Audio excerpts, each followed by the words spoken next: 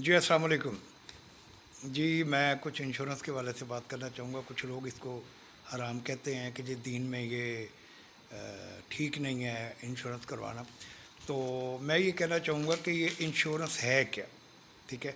Actually insurance अपनी आमदनी में से कुछ रकम बचा के अपने बुरे वक्तों के लिए संभाल के रखना, इसका नाम इंश्योरेंस है। ठीक है। और इस चीज़ को जो है मतलब आप अपने बुरे वक्त के लिए जो बचा के रखते हैं, तो उसके लिए ये जो स्पेकुलेशन और बचत का जो तरीका है, ये तो हमें अल्लाह ताला ने कुरान पाक में भी सिखाया।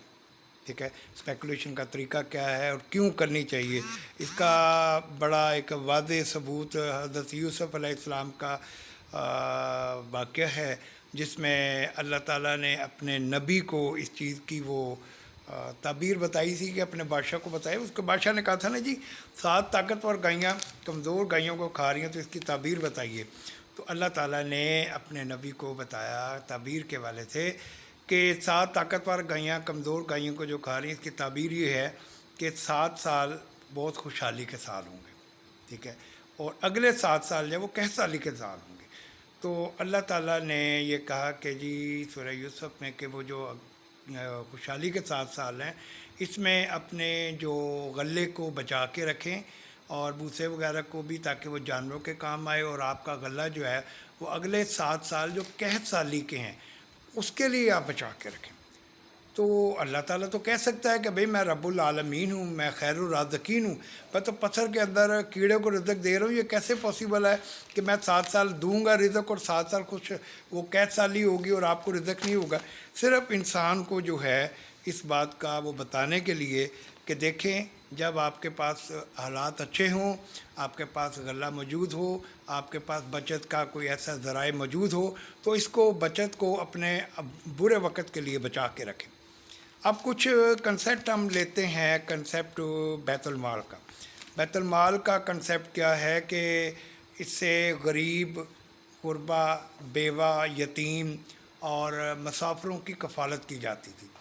अब वो जो बैतुल माल का कंसेप्ट है, उसमें ये होता था कि कुछ मुखय्यर हज़रात इसमें जो है वो डोनेशन करते थे। फ़र्ज़ करें कि एक अच्छा वेल ऑफ खुशहाल आदमी है, वो साल के बाद 1 लाख रुपये दे देता है, ये नहीं यार ये रखें ये बैतुल माल में, इससे किसी बेवा वगैरह की आप कफ़ालत कर देना, किसी मुसाफिर को, किसी तालिब इल्म को, किसी बीमार की मदद कर देना। एक बंदा आता है, वो 1,000 की वो या वो 5-6 हज़ार की उसकी कैपेसिटी है, वो 5,000 दे देता कि लें जी मेरी तरफ से आप ये रखें बैतुल माल में, और किसी की ज़रूरत पड़े तो आप ये कर दीजिएगा। अब इत्तफाक से फ़र्ज़ करेंगे जो 6,000 साल का दे रहा है, वो एज ए डोनेशन कह लें या वो बैतुल माल को दे रहा है, तो उसकी डेथ हो गई। तो बैतुल माल वालों ने कहा उसकी बेवा को बुला के कि जनाब मोहतरमा बहन, बड़ा अफसोस हुआ आपके हस्बैंड का, वो उनकी डेथ हो गई। तो आपके हस्बैंड तो हमें 6,000 रुपये वो साल का देते थे, बहरहाल जितना दिया नहीं दिया, ये 1 लाख रुपये हम आपकी उसकी मदद कर रहे हैं, या 5 लाख से हम आपकी मदद कर रहे हैं, ताकि आपके बच्चों की कफ़ालत होती रहे और आपको जो है मुआशी की कोई ऐसा तंगी ना हो। तो बड़ा खुश हो गई कि भाई ये तो बड़ा अच्छा काम है। इत्तफाक से कि जो 1 लाख रुपया साल का दे रहा था, तो उस बंदे की भी डेथ हो गई और वो भी ऐसे ही बेवा को मुआशी हालात का सामना करना पड़ गया। तो बैतुल माल वालों ने उन्हें भी कहा कि जनाब मोहतरमा बहन साहबा, बड़ा दुख हुआ आपके हस्बैंड का, ठीक है, तो ये आप की हम मदद कर रहे हैं, ये 1 लाख ये 5 लाख हम आपकी मदद कर रहे हैं, आप इससे अपने बच्चों की कफ़ालत करें।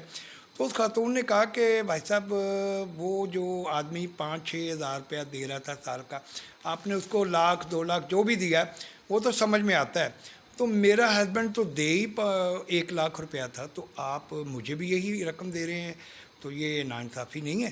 तो उन लोगों ने सोचा हाँ ये तो वाकई है, आपका उसी हिसाब से जो है वो आपकी कफ़ालत बनती है। उसके लिए उन्होंने बुला लिए बंदे, आएँ जी फरजान साहब आएँ, आप PHS संभाल लें, आप आएँ आप ऑडिट संभाल लें, आप आएँ आप इसको ज़रा चेक बना दें, ये कर लें। तो वो जो हम सारे इस मामले को निपटाने आए, वो हम यही एक बैतुल माल के समझो सिस्टम को चलाने के लिए हम स्टेट लाइफ का सारा ये निज़ाम चला रहे हैं। अब सूद होता क्या है? सूद होता है यार जो फिक्स हो जाए। ایک ہمارے عزیز تھے، وہ دبئی سے آئے، انہوں نے کہا تھا یہ فضل صاحب میں یار اپنے بچے کا کروانا چاہتا ہوں، مجھے 1 لاکھ کے قریب سوری 1 کروڑ کے قریب مجھے چاہیے میچورٹی. تو میں نے کہا جی آپ اندازاً اتنا کر لیں، وہ کر لیں. کہتے ٹھیک ہے مجھے نا آپ کمپیوٹر پہ وہ نکال دیں کہ کتنا دوں گا کتنا ملے گا.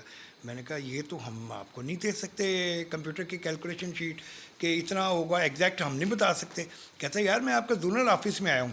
تو میں نے کہا بھائی آپ چاہے ہمارے پرنسپل آفس میں چلے جائیں، کوئی بندہ بھی آپ کو کمپیوٹر پہ یہ نکال کے نہیں دے گا کہ اتنے دیں گے تو اتنا ملے گا، اتنی میچورٹی ہوگی، یہ ہوگا. ہر فگر کے ساتھ، ہر کیلکولیشن کے ساتھ لفظ تقریباً لکھا جاتا ہے، کیونکہ ہماری اماؤنٹ فکس نہیں ہے. اگر یہ فکس ہو جائے تو یہ سود بن جاتا ہے. تو صاحب میں نے اس سے یہ بات کی تو وہ بندہ چھلانگے مارنے لگ گیا، کہتا یار تو میرا بڑا بڑا کنسیپٹ حل کرتا ہے، میں تو سمجھنا سا کہ سود ہے. میں نے کہا بھائی جان سود ہوتا ہے بینک میں جو کیلکولیشن ہوتی ہے نا، آپ اس سے لون لے رہے ہیں اور وہ آپ کو بتاتا ہے اتنا لیں گے اتنا آپ کو دینا پڑے گا، اتنا انٹرسٹ ہوگا، اتنا پرنسپل ہوگا، وہ سود ہے. ہمارا کوئی بھی میچورٹی، کوئی بھی ہمارا کلیم، ڈیتھ کلیم وغیرہ وہ فکس نہیں ہوتا. اس میں ویریشنز ہوتی ہیں بونس کی، کبھی کم ہوتا ہے زیادہ ہوتا ہے، تو ہم لفظ تقریباً استعمال کرتے ہیں، اسی کے کم و بیش ہم وہ ظاہر ہے پالیسی ہولڈر کو دے دیتے ہیں. ہاں یہ ہمارا سود نہیں ہے. ٹھیک ہے. اسی طرح اب ایک اور بات ہے کہ کبھی آپ یہ دیکھیں کہ اسلام جو ہے وہ سلم سے نکلا ہے. سلم کا مطلب ہے سلامتی. یعنی اگر آپ دیکھیں کہ اسلام کے تمام اصول و ضوابط جو ہیں وہ ان کا تانا بانا یہی ہوتا ہے کہ ان کے کسی اصول سے، کسی ایسے کوئی بھی قانون ہے اس سے معاشرے میں بگاڑ نہ پیدا ہو. ٹھیک ہے. سچ بولنے کا حکم ہے کہ سچ بولیں، اور جھوٹ بولنا سختی سے منع کیا گیا. مردار کھانے کا سختی سے منع کیا گیا. لیکن اگر آپ دیکھیں تو یہ اسلام ہی ہے جو ہمیں یہ کہتا ہے کہ اگر آپ کے سچ بولنے سے 2 بندوں کے درمیان لڑائی ہوتی ہو، 2 بندوں کے درمیان طلاق ہو جائے، معاشرے میں فساد پیدا ہو جائے، تو اس سچ سے کہیں زیادہ بہتر ہے کہ آپ جھوٹ بول کے ان 2 بندوں کے درمیان لڑائی جھگڑا فساد اور طلاق کو بچا لیں. یعنی یہاں پہ اس جھوٹ کو ایسن سمجھا گیا. کیوں؟ کہ معاشرے میں بگاڑ پیدا نہ ہو. یہ تو ایک معاشرتی پہلو تھا. اگر انفرادی پہلو دیکھیں تو یہ ہے مردار کھانا حرام ہے، قرآن پاک میں بھی ہے، لیکن حکم ہے کہ جہاں آپ کی جان پہ بن جائے اور آپ بالکل مرنے کے وہ قریب ہو تو وہاں مردار بھی کھا سکتے ہیں. ٹھیک ہے. یہ فلیکچویشن جو ہیں، روزہ نہیں رکھا ٹھیک ہے، آپ 60 مسکینوں کو کھانا کھلا دیں. نماز آپ نے ٹھیک ہے نہیں پڑھ سکتے، بیٹھ کے پڑھ لی، اشاروں سے پڑھ لی. تو یہ فلیکچویشنز ہیں. ٹھیک ہے. اب آپ اسی چیز کو دیکھیں کہ ایک خاتون جو ہے، جوان بچی جو ہے، وہ بیچاری بیوہ ہو جاتی ہے، اس کے 1 یا 2 بچے ہیں، اور وہ ظاہر ہے بیوہ ہو کے گھر آ جاتی ہے.